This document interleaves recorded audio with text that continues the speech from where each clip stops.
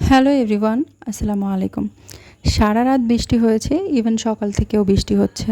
আর আমার মনটা অনেক বেশি খারাপ ছিল। আম্মুর কথা খুব মনে পড়ছিল গতকাল থেকে। আর আরশির বাবাও যেহেতু স্টেশনে ছিল না, আর দুপুরে আমার খাওয়া হয়নি, সো মেয়েকে নিয়ে বেরিয়ে পড়েছি বিকেলবেলা। দুপুরে না খেয়ে মেয়েকে নিয়ে বেরিয়েছি, বৃষ্টি পড়ছে। আর আরশি আমাকে জিজ্ঞেস করতেছে, মা আমরা কোথায় যাচ্ছি? আমি বললাম যে, চলো, আমার মন খারাপ যেহেতু, আমি যদি খাওয়া দাওয়া করি তাহলে আমার মনটা ভালো হয়ে যাবে। এখন আমার মেয়ে আমাকে জিজ্ঞেস করতেছে, মন ভালো হয়ে যাবে খাওয়া দাওয়া করলে? আমার তো কিছু কিনে দিলে মন ভালো হয়ে যায়।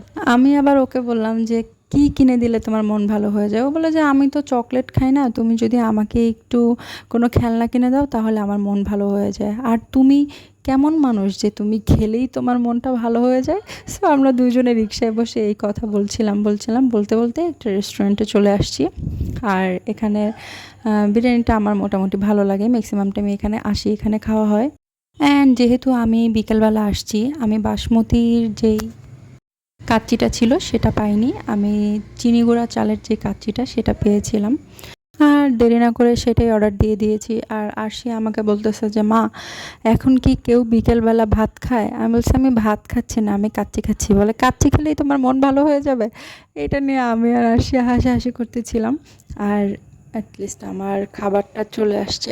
আর পেটে অনেক বেশি ক্ষুধা ছিল, মনটা খারাপ ছিল, ভরপুর এক প্লেট খেয়েছি। খাওয়ার পরে আশিয়াকে বলেছিলাম যে, তুমি আমার সাথে একটু খাও, বাট ও আমার সাথে শেয়ার করেনি।